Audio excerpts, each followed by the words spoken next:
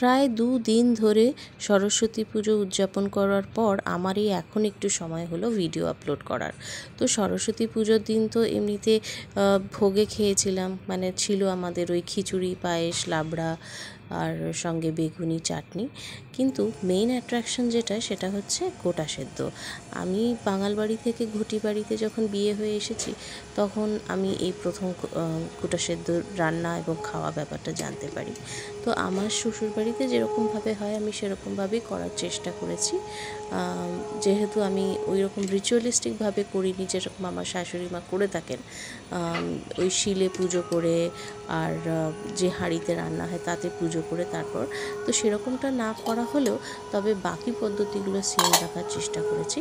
তো এখানে আমি নিয়েছি 5 রকমের কলাই। তার মধ্যে দেখতে পাবেন কালো বিউলির ডাল আছে, রমা কলাই, ছোলা, আরও কী ডাল আছে। আর এটা হচ্ছে সজনে ফুল। আর 5 রকম কি 6 রকমের গোটা সবজি আছে।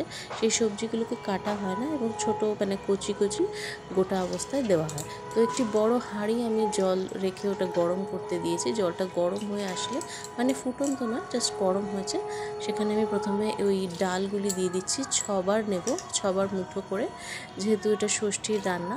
এবার আপনাদের যদি কারোর মনে হয় যে বেশি রান্না করবেন, তাহলে 6-এর মানে দ্বিগুণ বা 3 গুণ যেরকমভাবে করে নেবেন। আমার যেহেতু বাড়িতে কম লোকই খাবার আছে, সেই জন্য আমি জাস্ট 6 বার মিনিমাম যেটা দিতে হয় সেটা দিলাম।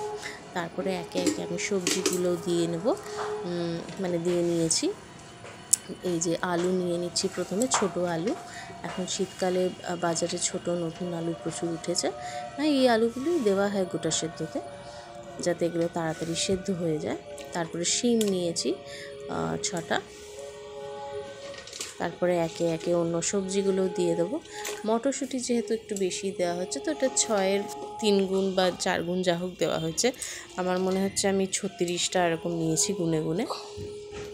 তারপরে বেগুনগুলো যদিও বাজারে একটু বড় পেয়েছি, একটু ছোট হলে ভালো হতো কচি থাকলে।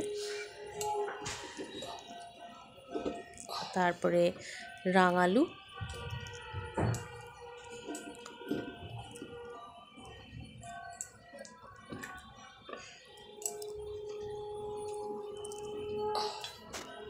একটু কুল দিয়ে দিলাম ওই 6টা করে। তারপরে ওপর দিয়ে আমি সজনে ফুলগুলো 6 বার মানে 6 মুঠো করে দিয়ে দেবো, মানে আমি দিয়ে নিয়েছি।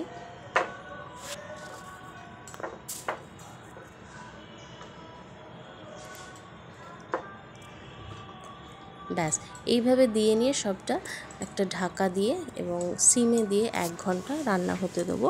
তারপরে যখন জলটা একদম ফুটে যাবে, সিমে দিয়েই রান্না করব। জলটা ফুটে গেলে মানে জিনিসটা গরম হয়ে গেলে আমি নামিয়ে রাখবো। ভেতরে লেটেন্ট হিটে বাকিটা সেদ্ধ হয়ে যাবে এবং 3-4 ঘন্টা পরে এটা আরামসে আমরা খেতে পারবো।